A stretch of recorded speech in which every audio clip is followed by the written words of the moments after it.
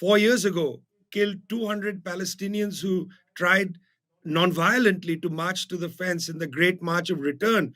The Israeli military then killed 200 people marching non-violently, this time caught unawares.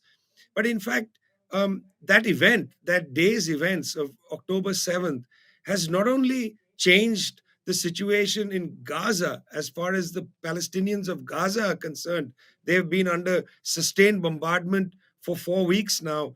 But in fact, it's changed the relations in the region. The balance of forces in the region greatly changed. In the period leading up to October 7th, there was, it seemed to be, it seemed to, at least to me, that there was a kind of inexorable rush to normalization of Arab countries with Israel. You know, in the 1970s, Jordan and Egypt, under pressure from the United States, made a peace agreement with Israel that was seen to some extent as an outlier. But then in 2020, in a, I think, pretty interesting stroke by Donald Trump, he announced the Abraham Accords, where Bahrain, Morocco, and the United Arab Emirates normalized with Israel. This was also quite a stroke. I mean, there was a price to be paid for this by other people. In other words, the United States effectively legalized, as far as the US was concerned, the Moroccan occupation of Western Sahara as part of this deal. There was arms deals involved, and so on. Well, the pressure was now on Saudi Arabia. Would Saudi Arabia normalize, with Israel? And the U.S. did something interesting. There was the Abraham Accords on one side, and then the next year in 2021, the United States began to assemble another bloc. This bloc is called I2U2. The I2 being India and Israel, I, and then the U2 being the United States and the United Arab Emirates.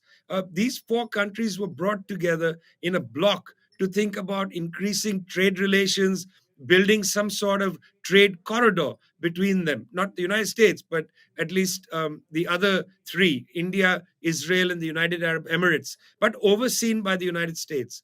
And then at the G20 meeting in Delhi earlier this year, the United States and others announced the creation of IMEC, the India, Middle East, Europe corridor, which was to start in Gujarat at the port owned by Gautam Adani, who is a crony of Narendra Modi, the Prime Minister of India, and then to go across the waters to the Dubai port, across land into Saudi Arabia, up the old Hijaz railroad that would then end at the port of Haifa in Israel. By the way, that port also owned by Gautam Adani, the same man who is both a crony of Narendra Modi and owns several ports in India as well as ports in Greece. This IMEC was to go from Haifa all the way out to the port of Piraeus in Greece, which interestingly, Brian, is owned by a Chinese company.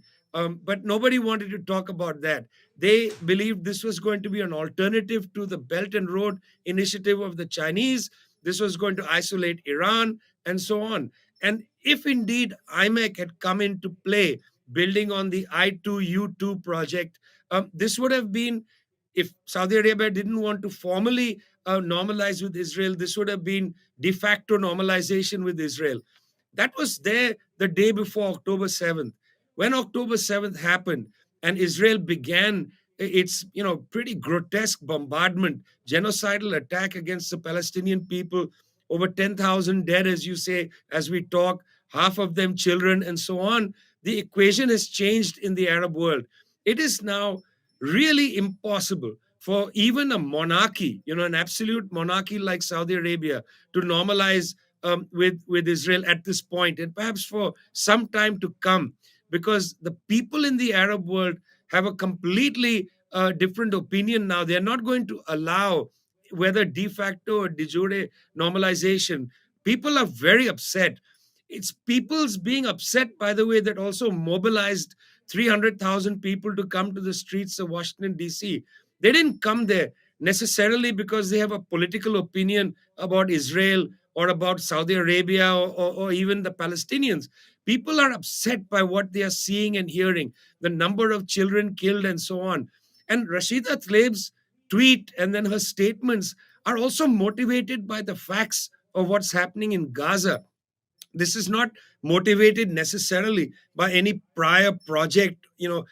You gotta leave space in politics for people to be moved as human beings when they see a place like Gaza, 2.3 million people squashed into a very small region. When you see people being treated like this, bombed like this, civilians not allowed to move around.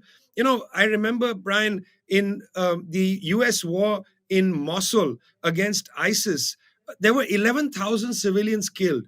And the reason the numbers were not higher was because the people of Mosul were able to run into the countryside. They were able to escape from the city. In Gaza, there's no escape.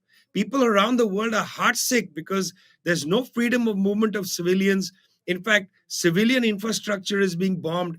It's the reaction to that has brought hundreds of millions of people around the world into a sense of despair about what's going on. And that despair, as they've come onto the streets, has been channeled into a kind of politics. I think that's very important for us to talk about. But certainly, October 7th has not only changed the balance of forces in the Middle East vis a vis the governments, but it's also created a new political dynamic